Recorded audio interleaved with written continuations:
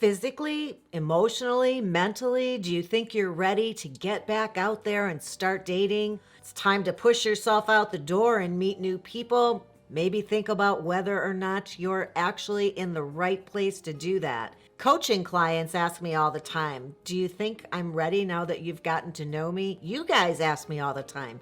Somebody recommended in the comment section just last week, do you think you can do an episode on how to know if you're ready to date? And as a dating expert, I actually have some thoughts on the matter. Are you surprised? In fact, I have nine signs that you are ready to get out there, start meeting new people, move on from wherever you're coming from, begin something new with somebody new. You're ready to date. If that sounds interesting, stick around because that's what's on the agenda.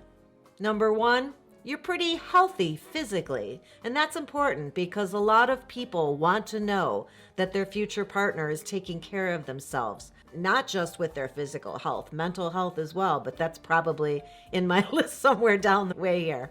They want to know that you're going to be around to enjoy life with them and that longevity is something that's important to you, something you're prioritizing. So many of my coaching clients have chosen not to date people who they think are not prioritizing their physical health. People really care about the well-being of their loved ones. They want to know that they're going to have many years to enjoy each other's company. So, number 1, are you feeling healthy, eating well, doing some exercise, stretching, strength training, those kinds of things that'll make you go joyfully into old age with a strong body? That's important, and that's sign number 1. Also, I had a couple clients, matchmaking clients, who when I asked them about what they did for exercise, we talk about exercise and diet in my screening calls, they said that they love to walk, but they do it when they have a partner. They need somebody to accompany them.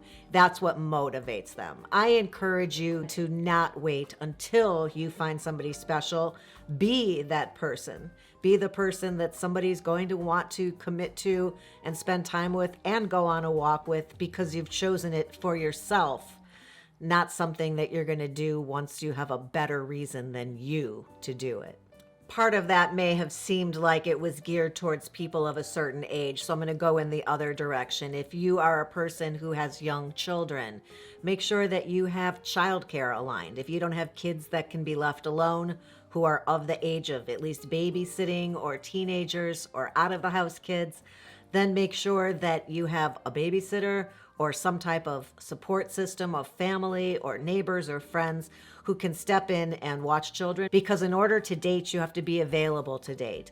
I've often found what I thought were great matches for some of my clients and found out that they just could never leave their house because they had nobody else to watch their children, which made them really, really unavailable and difficult to spend time with and get to know, that eventually it didn't work out many times. So having that all in order would be the number 2 sign.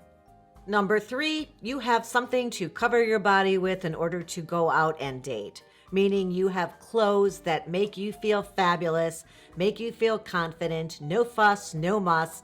You're going to be not worried about what you look like because you know you look wonderful, the best you can look, in something to show up and meet somebody else and be able to focus on them and not on the strap that's falling or this that's riding up in the back. That's what I mean by no fuss, no muss. They're not a distraction from you. What you're saying, how you're smiling, how you're engaging, the eye contact, having things to wear, knowing that they fit and that they're going to work for you. I have a uniform, have had a uniform over the years for any occasion where I need to run out at a moment's notice, know that I'm going to feel comfortable and confident. Other people, guy friends, know it's these dark jeans, the black shirt, either a black t-shirt or a black golf shirt or a button down, depending on time of day. They're set in an instant to head out the door. So make sure you know what you're going to wear. That's a sign that you're ready. Number 4, good dental health, fresh breath, a white smile, all things that are going to draw people to you, make them smile back at you, let them know that you're taking care of yourself, Maybe make them want to kiss you even at the end of the date, should everything go well and you give the sign that you're also interested in a kiss goodnight. Your smile is the first or second thing that people notice about you, so make sure that it's dating ready. One of the top things in people's lists of what they're looking for in a partner was emotional intelligence and somebody who's taking good care of not only their physical health, but their mental health. So knowing that you're in a good headspace, not bringing a bunch of baggage with you, you've done the work to know that you're ready to move on openly and without regrets, bitterness, to something new, get to know somebody else. Know that you're probably attracting the right kind of people because you've come to understand your past habits that weren't working for you, and you're putting your best foot forward, your most confident self out there to meet somebody special to share time with. Number 6, one of the top things that comes up in my notes every time I do a screening with somebody new is somebody who is growth oriented, a lifelong learner. They want somebody who's not stuck in their ways, somebody who's not still living in 1989. I don't know how I'm talking to my over 50s right there. Somebody who would be interested in taking a class now and again.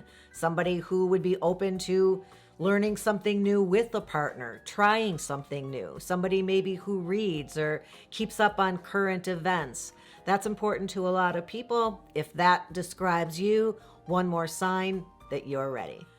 Number 7, you're ready both mentally and maybe even literally to have somebody else in your life. You're willing to make room to include another person. So many people, if they've been single for a while or they've been alone for years and enjoying that, find it very difficult to transition to prioritizing another person. And when you're in a partnership, their needs often are equal to or at different times more important than your own.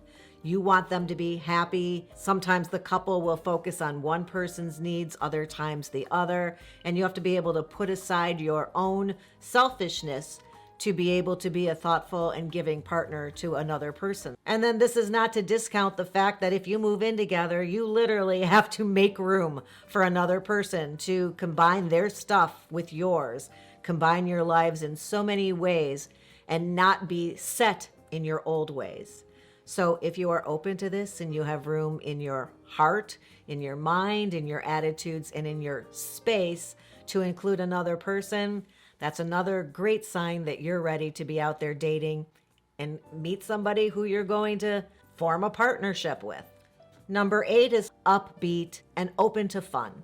Want somebody who will say yes to fun rather than the status quo. If something fun is offered, fun's going to be the way to go. And some people aren't like that. They would rather just have the usual. They like the routine of things. They're not spontaneous. They're not going to jump at the chance to do something adventurous. And when people are just getting to know somebody new, they like to think that that could be the possibility for their future life. You know, I've seen couples where they want that. I've seen male clients who are like bungee jumping and skydiving and jetting off here and cruising over there, and they get a partner and they become homebodies. Are you flexible in that way? And then number 9, you knew I was going to end with confidence if you know me at all. It's the key to so much, including attracting other people and also making you feel good and positive in the experience of putting yourself out there dating and meeting people. If you're constantly worried that you're not enough, that's no way to get out there. So first thing to do is work on you, whatever that takes, whether it's working with a dating coach, whether it's working with a counselor or a therapist, or doing some great reading, talking to a really insightful friend. Do whatever you can do for yourself to be your most confident as you get out there and start dating, because once you have that down along with few of those other ones, you'll be in a really great place to start meeting new people with the possibility of a partnership with somebody really special if they happen across your path. I hope you found that interesting or helpful. If you did, Mom says, hey, give it a thumbs up. And I hope that you'll subscribe. Please subscribe to the channel. It really helps me out a lot and I'd appreciate it. And the ring bell lets you know when new episodes go live. Look forward to seeing you next time. And until then, have a good one.